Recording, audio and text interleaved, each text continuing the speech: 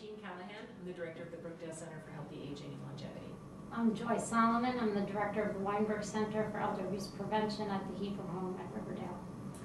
And I'm Risa Breckman, and I am the deputy director of the New York City Elder Abuse Center.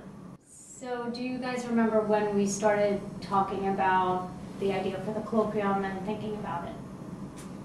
It was at a coffee shop in August of 2010. Coffee shop setting, I think, was conducive to us. It's this informal setting, and I think we were just, at our most creative selves almost in this informal setting, just, having a couple of hours together, trying to think about what might be, we didn't even have an idea for the event at the time, I think. At the time, I think we were maybe thinking victim assistance, domestic violence, sexual assault, and it was like, it was going to be all of those things, but we didn't quite know what the event was going to be.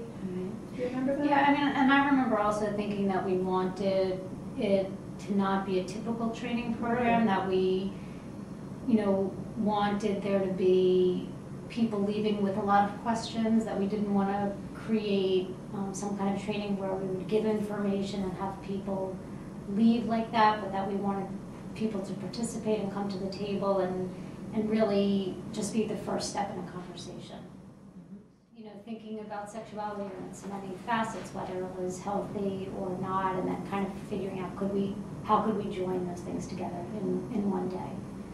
And I remember that being a real struggle for us, of the idea of, is healthy sexual behavior and sexual abuse, can you even talk about that in the same day? Because people already so misunderstand sexual behavior in older adults as it is, that we worried a lot about marrying those two subjects for a day. And in the end, I think it worked really well, but we had to be very clear about, which topic. I think we broke it up into sort of morning and afternoon, and talked about both of those things up front to be clear with people, because both are so important and so under-recognized and yet so different. And I think the thing that brought me in was encountering cases where sexual assault is discounted in older adults and sort of the ageism around that. But I became, I think, equally interested in this idea of healthy sexual behavior, especially in congregate settings.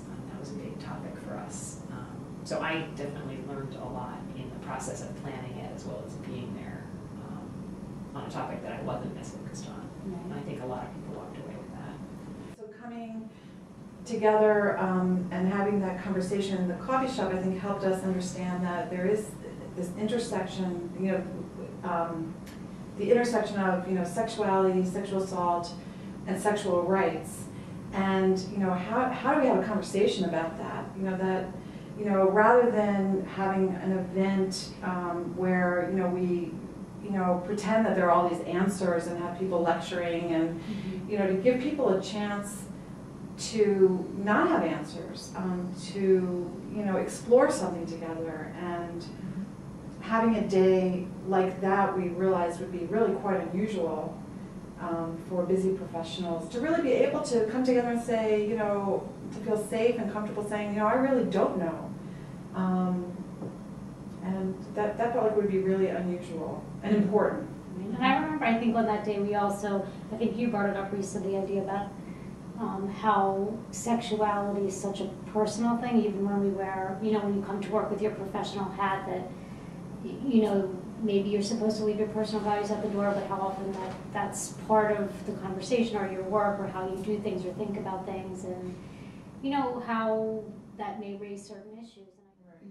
I think that emerged more gradually. I think we all recognized sexual abuse as an issue and as a problem, but it was helpful, I think, to develop this idea of healthy sexual behavior. And it was also, I think, a good idea to sort of start off with Mark Lax's talk about, the sex talk, which was great, and it was very even-handed and, but, upfront treatment of healthy sexual behavior in older adults, and this idea that, you don't know what's happening if you're not asking and you're not listening. And I think that was the right way to start the day, to get people kind of thinking about, like, that that there is sexual behavior in older adults. I mean, over a period of, we talked every Monday for 9 months. Yeah. And then we had it in May, right? So Yeah. August to May, and our Right. fearless leader getting those calls organized.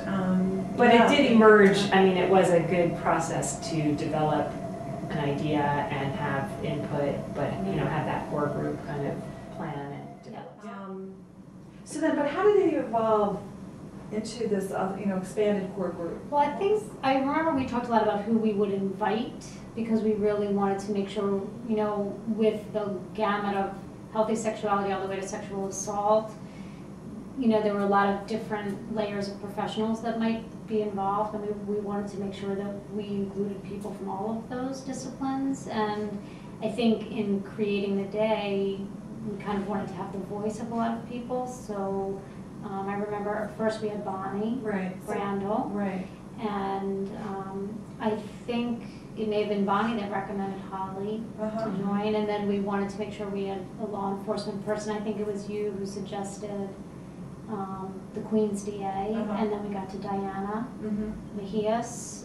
She was on the phone, and then when we thought about sexuality in the nursing home and the right to sexual expression in the nursing home, we included Robin. Right, and then Margie Fisher too, right? Right, that's how we got to the Queen's. Right, right. and then That's she right. brought in Diana, that's right. That's right.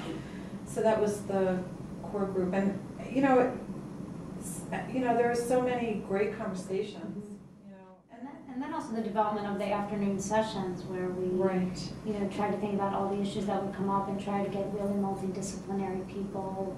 A lot of them hadn't met each other to have conversations together and then lead these workshops. So that was pretty interesting too. Yeah, but I am glad that we did a sort of brief, the monograph, just a brief piece that came out quickly, because it takes so long to publish something. That's and right. we would have lost momentum. So I think it was important to do both. I do too. And better than a white paper, I think. It's very accessible and really sums up the day well. So yeah, that MT made a great contribution as well. It was just so momentous. I mean, there's something about that day, that was. Sometimes you put on conferences or events, and at the end of the day you're just exhausted, and it's like, oh, it's over. But for me there was a sense of loss in a way, loss of the core group, those conversations. They got so deep, talking about sexual rights and what does that mean, and how does that really play out in a facility, and all the just those interesting conversations. It was, and then just to see how engaged everybody was, and how thankful people were to have this kind of forum. I mean, so we have to do something again. I know that you've been encouraging that, and we have to go back to that coffee shop. And come up with the next one.